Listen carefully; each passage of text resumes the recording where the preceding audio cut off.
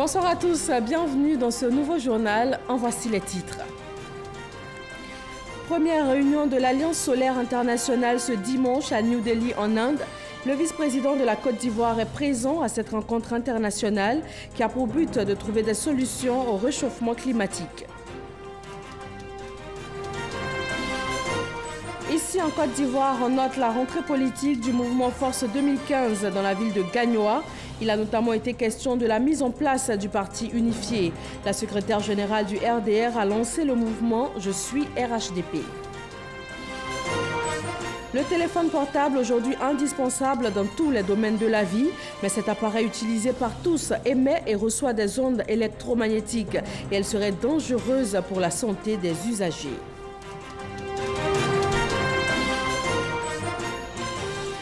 « 6 millions de Colombiens sont appelés à élire 172 députés et 108 sénateurs. Des élections législatives historiques, les premières depuis la fin du conflit avec la grande guérilla des FARC qui a signé la paix en 2016.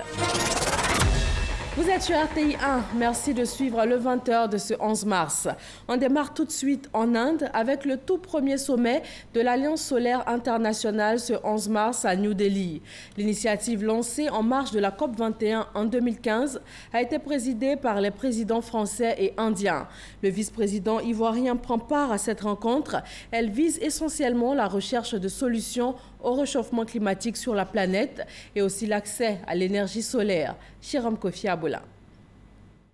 Avec la tenue de son premier sommet ce dimanche à New Delhi, l'Alliance solaire internationale vient d'être mise sur les rails.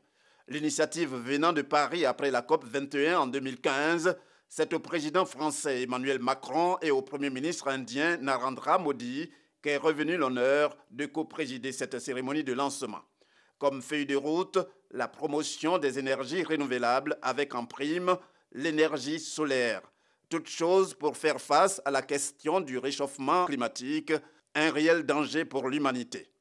Présent à l'instar des nombreuses personnalités à cette rencontre dans la capitale indienne, le vice-président ivoirien Daniel Kablan-Duncan représentant le président de la République de Côte d'Ivoire, Alassane Ouattara. Il a rassuré quant à la détermination de son pays à œuvrer pour le succès de l'Asie. Il ne fait aucun doute que cette alliance constitue une réponse efficace et pragmatique aux deux problématiques majeures que sont la lutte contre le réchauffement de la planète et l'accès à l'énergie. Nous tenons donc à féliciter très vivement les autorités indiennes, en particulier son Excellence M.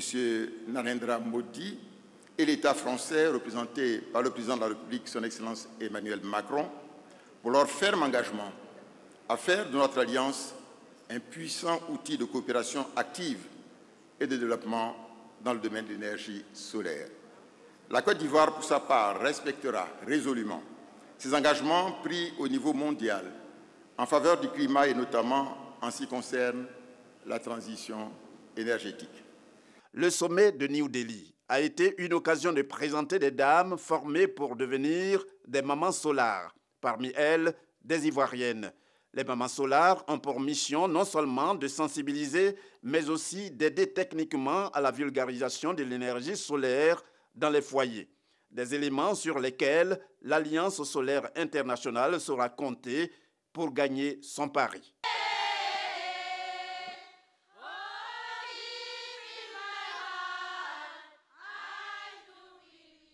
Sur la scène politique ivoirienne, la rentrée politique du mouvement Force 2015 ce dimanche. C'est à Gagnoa, dans le centre-ouest ivoirien, que le mouvement a mobilisé ses coordonnateurs, les partis membres du RHDP. Une rentrée politique axée sur la mise en place du parti unifié. Mamadou Kwasi. Pour cette rentrée politique 2018 de Force 2015, Fédération des organisations républicaines pour la cohésion et l'émergence en 2015, les membres de ce mouvement de soutien aux actions du président de la République, Alassane Ouattara, ont fait le déplacement de toutes les coordinations régionales et départementales de Côte d'Ivoire. À Gagnoa, il était question pour Charles Niaouré, président de Force 2015, et ses camarades de réaffirmer leur souhait de voir la création d'un parti unifié RHDP le plus tôt possible. Charles Niaouré et ses délégués ont présenté au cours de cette rentrée politique les conclusions des 3 jours de colloque. Dans la naissance du parti unifié RHDP, il faut, comme l'on dit, récemment des députés, il faut aller à la dissolution des groupes parlementaires RDR, PDCI et UDPCI pour aller à un seul groupe parlementaire RHDP. Donc nous plaidons auprès du père Alassane Ouattara que maintenant, en tout cas avant la fin 2018, qu'il puisse nous présenter ce ticket qui va venir après lui, qu'il puisse ouvrir les discussions afin d'aplanir les divergences, afin de calmer les esprits, afin aussi de donner la force à ceux qui seront choisis de commencer le travail. La rentrée politique de Force 2015 est également un cadre de témoignage des acteurs politiques de la région du Gao. Un témoignage à l'endroit de la jeunesse du RHDP, mais aussi à l'endroit de Charles Niaouré et son équipe pour les nombreuses actions de soutien à la politique de développement du président de la République, Alassane Ouattara. Félicitant l'engagement des jeunes républicains, Mamadou Touré, secrétaire général délégué et porte-parole du RDR, a aussi souhaité une place importante à la jeunesse ivoirienne dans la classe politique. Nous vous demandons de faire un plaidoyer auprès de nos responsables. Par décence, ayons un souvenir, ayons le respect de la mémoire de ceux qui sont tombés. Et c'est parce que nous avons eu ce combat que nous croyons fondamentalement que le président Ouattara a raison en nous invitant à aller au parti unifié. Parce que nous pensons que s'il y a la paix, s'il y a la stabilité, s'il y a l'égalité des chances, nous savons nous battre. Vous avez une génération qui sait se battre pour réussir. Et cette génération ne demande qu'un environnement serein. Nous ne voulons plus revivre ce que la Côte d'Ivoire a connu après 1993. Que ceux qui sont déjà réalisés, que ceux qui ont tout eu, ceux à qui Houphouët-Boigny a tout donné, nous laissent la chance, nous, d'avoir quelque chose avec Alassane Ouattara. Marraine de l'événement, la ministre Kandia Kamsoko Kamara, secrétaire générale du RDR, qui a fait le déplacement de Gagnoua. Elle s'est félicitée de l'engagement des jeunes à œuvrer pour la paix et le renforcement de la cohésion sociale en Côte d'Ivoire. Pour la création du parti unifié RHDP, la secrétaire générale du RDR rassure.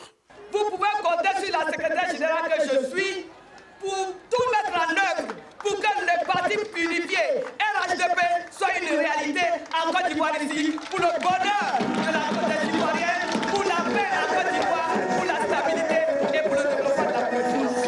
Je voudrais dire ici solennellement qu'après l'appel de Paris en 2005, l'appel de Daougro, on pourrait appeler cela l'appel de Gagnoa, qui demande au président Henri Konan Bédié, au président Alassane Ouattara, au président Mabri, au président Soro, au président Moudaye, au président Aye, de créer le plus rapidement possible le parti unifié pour rassembler tous les enfants de Félix Houphouët-Boigny pour la paix. Pour Kandia Kamsoko Kamara, ce projet passera par un mouvement qu'elle a lancé depuis Gagnoua, dénommé Je suis RHDP. Je lance à partir de Gagnoua le mouvement Je suis RHDP.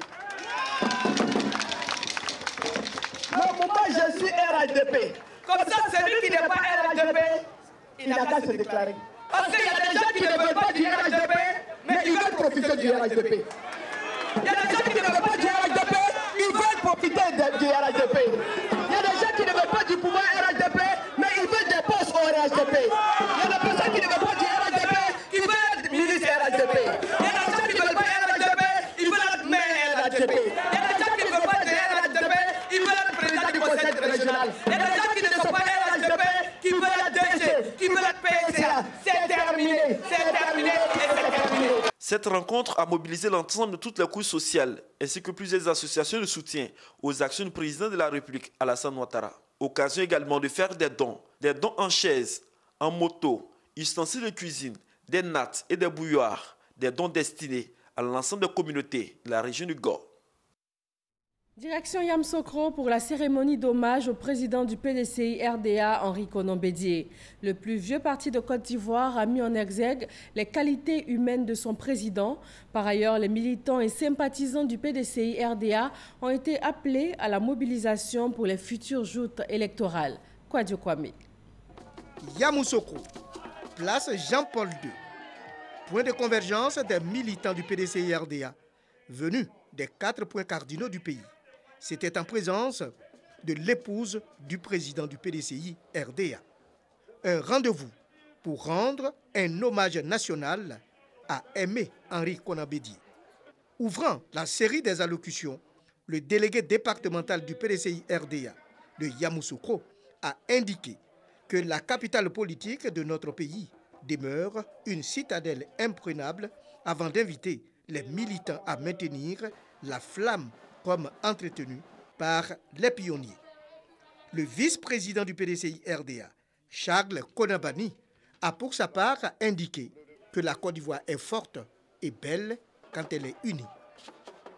Pour le président du réseau des cadres du PDCI RDA, le président du parti, Aimé-Henri Konan-Bédié, fait de l'union des Ivoiriens une nécessité. Le dialogue, socle de la paix sociale et du développement. Longtemps encore, nous puiserons dans son exemple ce qu'il nous faut pour avancer ensemble, le courage et l'espérance. Autrement dit, Président Henri Konan-Bédié, les Ivoiriens ont encore besoin de vous. Oui, tous les Ivoiriens,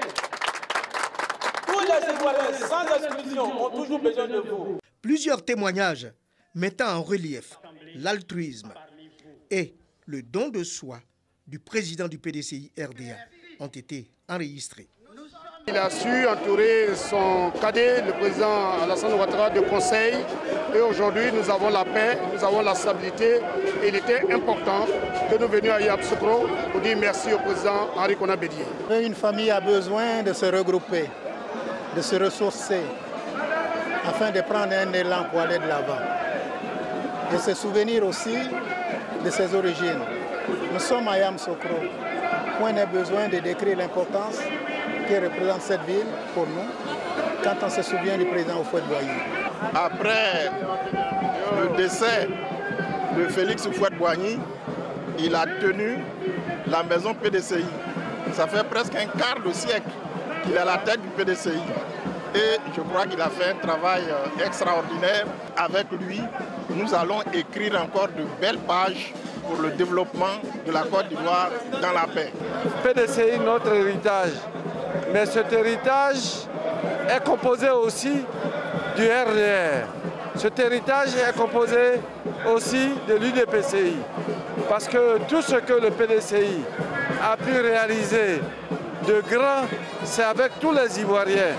Et dans les dernières années de vie du président Félix Houphouët-Boigny, c'est avec le président Alassane Ouattara qu'il a accompli les derniers grands œuvres pour sauver la Côte d'Ivoire de la crise économique. Le secrétaire exécutif et le parrain de la cérémonie ont appelé les militants à la mobilisation pour les joutes électorales futures. Une motion de soutien en faveur du président du PDCI RDA a enfin été lue.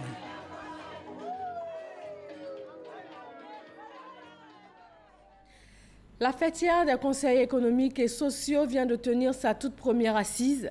L'un des objectifs est de rendre plus dynamiques ces organes consultatifs. Les délégations de 25 pays présentes à Abidjan ont planché sur l'impact du numérique dans l'avenir de l'humanité. Sidonie Davila. Notre présent est déjà très fortement marqué par le numérique qui se retrouve à toutes les étapes de notre vie. Ces mots sont du ministre de la Communication, de l'économie numérique et de la Poste. Invité par les conseils économiques et sociaux à se prononcer sur le thème « L'impact du numérique sur l'avenir de l'humanité », Bruno Nabagné-Koné a fait montre d'une parfaite connaissance du domaine qui est le sien.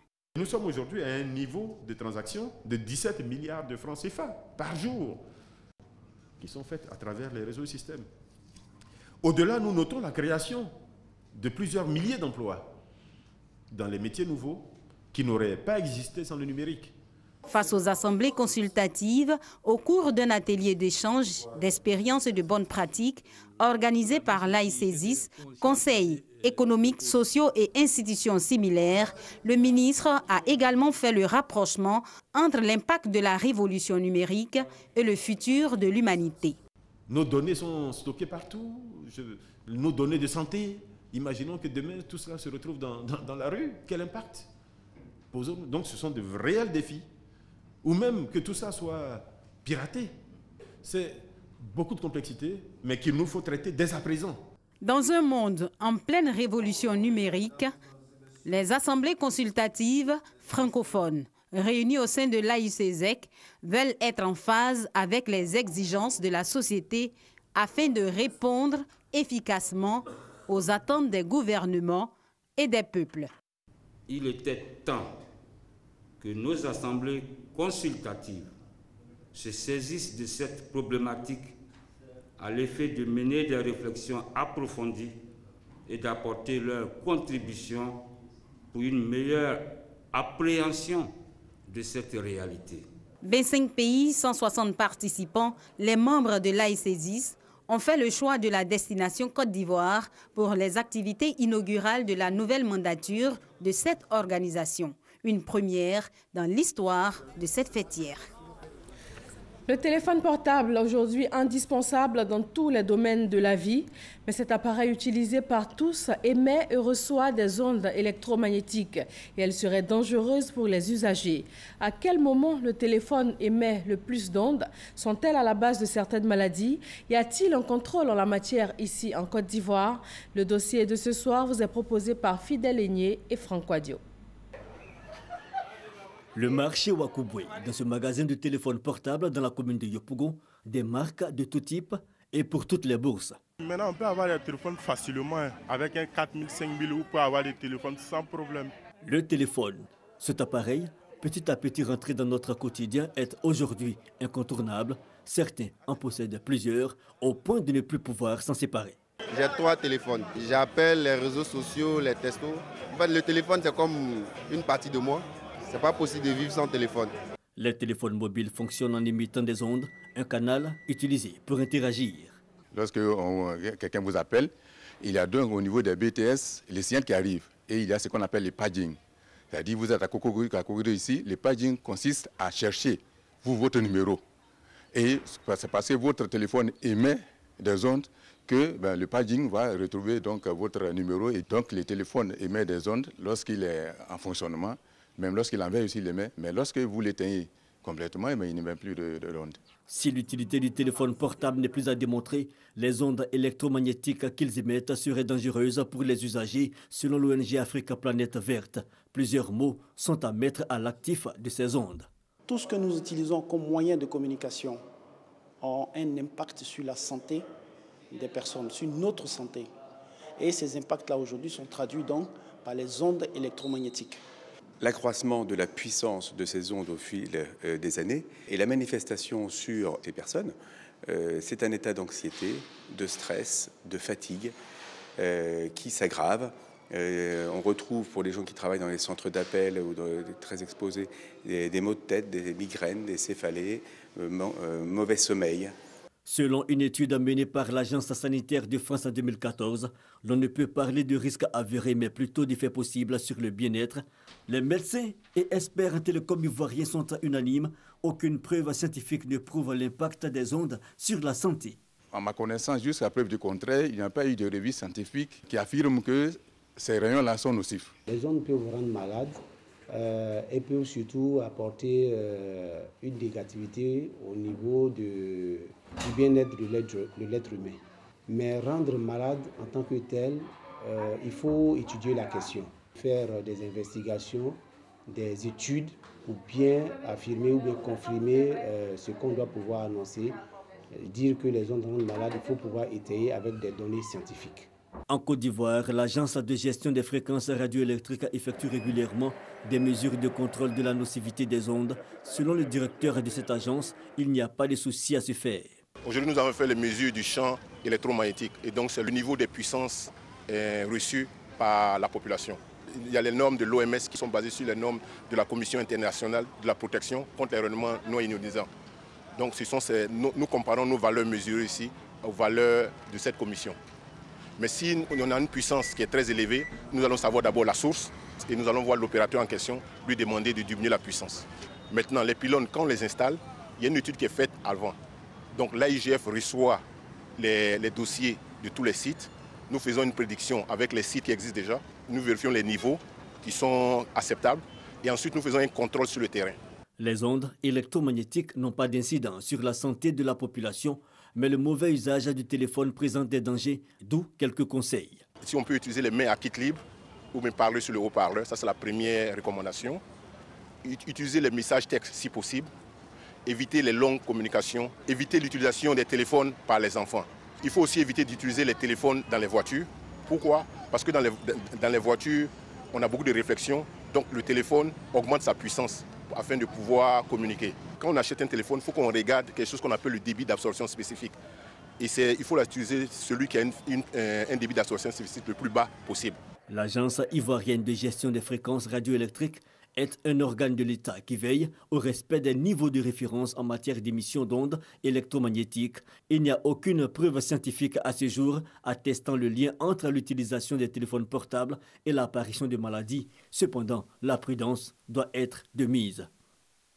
À Mbayakro, dans le centre de la Côte d'Ivoire, à peine une semaine après l'ouverture de l'enquête sur l'assassinat de la jeune Glaou Chanceline en classe de 5e, les premières conclusions sont livrées par le procureur de la République près le tribunal de Bouaké ce dimanche.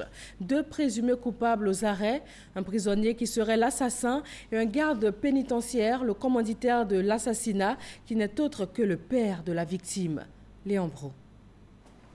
Voici les présumés coupables de l'assassinat de Glaou Hermonde Chanceline selon le procureur de la République près le tribunal de Bouaké. L'enquête ouverte a permis d'interpeller le nommé Sana Ahmed, un détenu mis en corvée extérieure.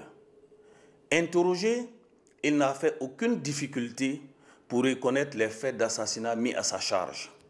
Cependant, il a déclaré avoir agi sur instruction du père de la jeune fille qui avait besoin de sang humain pour faire des sacrifices en vue d'avoir de l'argent. Selon lui, le père a conçu le mode opératoire et lui, il n'a fait qu'exécuter le plan déjà élaboré. Contrairement au présumé commanditaire, le présumé assassin peut même expliquer le meurtre de la jeune fille. Il a dit que de blaguer la fille qu'il y a ses affaires là-bas. Et ça, moi aussi, blagué. Elle est rentrée dans une vieille maison.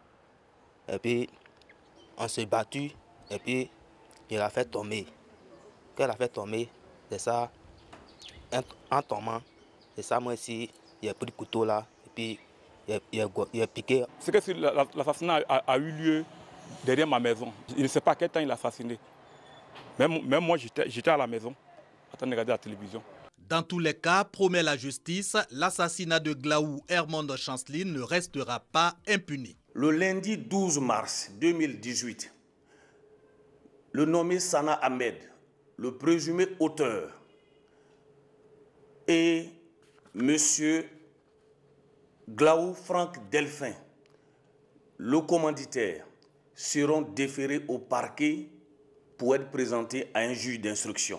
Aux autorités administratives, coutumières, religieuses et politiques de Mbayakro, ainsi qu'aux populations et notamment les élèves, il est demandé de prendre toutes les dispositions pour une reprise effective et dans le calme des cours dès ce lundi 12 mars 2018. Incendie dans la commune de Marcory-sans-Fil, quartier Aliedan. Un blessé et de grandes pertes matérielles dont 13 baraques parties en fumée. Une bouteille de gaz serait à l'origine du feu. Abou Sanogo. Un incendie s'est déclaré dans cette cour commune à Marcory-sans-Fil, secteur Aliedan, Setao, aux environs de 17 h. Rapidement, le feu s'est propagé aux autres habitations qui en fait étaient des baraques en bois, consumant tout. Bilan du sinistre, 13 baraques calcinées. Moi j'étais au travail, là on m'appelait que ma maison a pris feu. Après, avant que je vais arriver, je voulais rentrer, mon fils, enfant de ma grande sœur, m'a attrapé. Je peux rien faire. J'ai perdu ma vie. Tout bagaille là, gaz, tout valise là, tout est brûlé.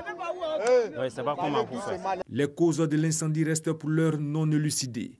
Néanmoins, une bouteille de gaz serait à l'origine. Le chef serait parti de, je crois, une bouteille de gaz qui a explosé. Et la jeune fille a sorti tout en criant. C'est une cour qui comporte 13 baraques. Tout est parti en feu. La première nuit, il va falloir qu'il y ait la solidarité entre frères et communautés pour abriter ceux qui ont tout perdu, ceux qui sont partis, enfin ceux qui ont les baraques parties en fumée. S'il n'y a eu aucune perte en vie humaine, l'on note un blessé. Pédalons pour la paix, c'est une course à vélo avec pour objectif de rendre hommage aux victimes de l'attentat terroriste de 2016 à Grand-Bassam. Cette course symbolique a été initiée par l'ambassade des États-Unis en collaboration avec le ministère chargé de la promotion de la jeunesse et de l'emploi des jeunes. Alexis Ouedraogo. 2 ans après l'attentat de Grand-Bassam, ils sont sur leur vélo à pédaler pour la paix. Ce dimanche, sur initiative de l'ambassade des États-Unis, en collaboration avec le ministère chargé de la promotion de la jeunesse et de l'emploi des jeunes, quelques 100 cyclistes ont rallié Abidjan à Grand-Bassam pour dire non au terrorisme. Ce sont 35 km que nous avons avalés à coups de pédale, avec beaucoup de plaisir d'ailleurs. Et bien sûr, tout le monde a été soumis au même régime, sans exception fut-il ministre. Nous sommes là pour célébrer la vie, célébrer la jeunesse, pour dire non à ce type d'événement qui ne doit plus jamais se passer dans notre pays, ni même au Burkina Faso, ni même en Afrique et partout dans le monde. Pour la chargée d'affaires de l'ambassade des États-Unis, Catherine Brucker, c'est ensemble que les bornes du terrorisme pourront être repoussées. Nous avons voulu montrer aux Ivoiriennes et surtout aux habitants de Grand-Bassam que nous sommes là avec eux. Et c'est pour la tolérance, c'est pour la paix. Et je trouve que c'était un événement extraordinaire. Catherine Brucker a salué les forces de défense et de sécurité qui, lors de l'attentat, ont su protéger plusieurs vies. Un dépôt de gerbes de fleurs a mis fin à la cérémonie. Ce dimanche marque le 2e jour du marché des arts du spectacle d'Abidjan. Le plus grand marché de promotion des arts vivants regroupe plus de 1000 artistes et festivaliers venus des 4 coins du monde. Après l'ouverture hier samedi, la nuit du prestige. Franck Kouadio.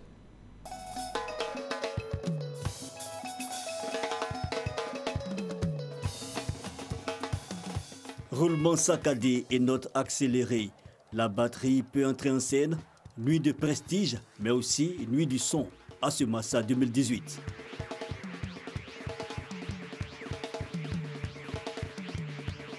La scène, ou si vous voulez, un ring, voici la compagnie Ensolé pour la prise de pouvoir musical.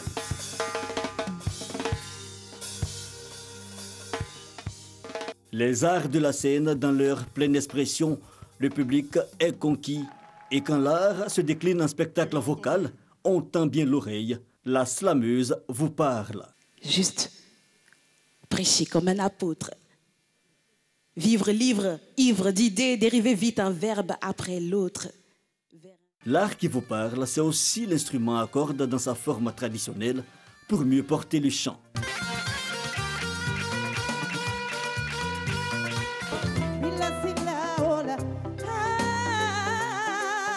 Mais ici, la scène est trop grande. Il faut bien l'occuper. Des modèles donc pour laisser voir la beauté du tissu. La nuit du prestige, une première soirée réussie pour mieux entamer ces 25e hostilités culturelles.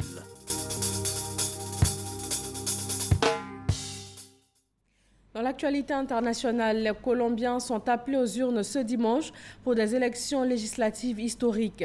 Ce sont les premières depuis la fin du conflit avec la grande guérilla des FARC qui a signé la paix en 2016.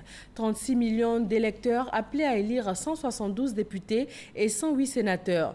Entre l'ancienne guérilla et la présidentielle de mai prochain, le scrutin est particulièrement important pour ce pays sud-américain. L'actualité internationale est marquée entre autres cette semaine par la réconciliation du président kenyan Uhuru Kenyatta et de l'opposant Raila Odinga et aussi par le changement constitutionnel en Chine ce dimanche.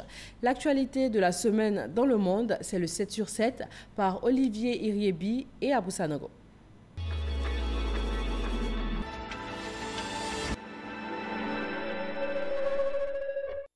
Le chef de l'État togolais Faure Gnassingbé, président en exercice de la CEDEAO, et son homologue nigérien Mahamadou Issoufou se sont rendus à Ouagadougou, où des attaques avaient été perpétrées vendredi dernier. Les deux dirigeants ouest-africains sont allés exprimer le soutien et la solidarité de la communauté sous-régionale au peuple du Burkina Faso, victime d'une double attaque qui a visé l'ambassade de France et l'état-major général des armées. Pour la première fois depuis son arrivée au pouvoir en 2011, le numéro 1 nord-coréen a reçu lors d'un dîner à Pyongyang des émissaires envoyés par la Corée du Sud. Cette visite s'inscrit dans le cadre des efforts de dialogue initiés par le président sud-coréen pour apaiser les tensions provoquées par les progrès rapides du programme nucléaire du régime de Kim. Plus de 3 millions d'électeurs étaient appelés aux urnes en Sierra Leone ce mercredi 7 mars pour les élections présidentielles, législatives et locales. Les bureaux de vote ont fermé à 17h temps universel et ont affiché quasiment le plein pour désigner le successeur d'Ernest Bai Koroma qui passe la main après 2 mandats.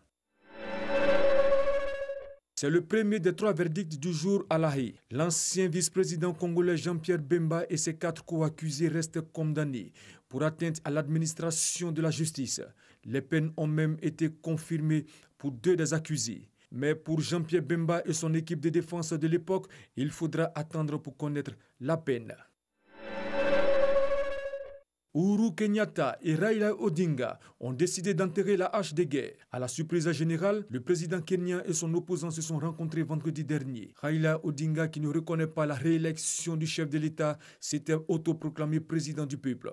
Les tentatives de dialogue avaient jusque-là échoué. Dans l'intérêt de la nation, les 2 hommes ont décidé de mettre fin à leur division. 4 militaires maliens ont été tués vendredi dans le centre du pays après une opération menée contre la principale base des djihadistes à Dialoubé, où une dizaine de terroristes ont été neutralisés.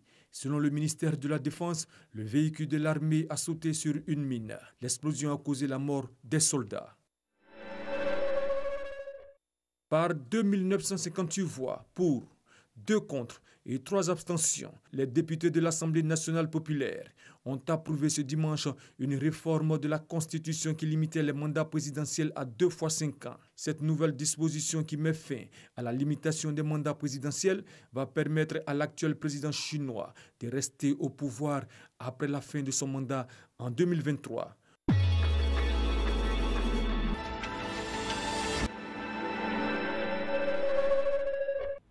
Et voilà, merci de nous avoir suivis. La rédaction de RTI 1 vous souhaite à tous une très bonne fin de soirée.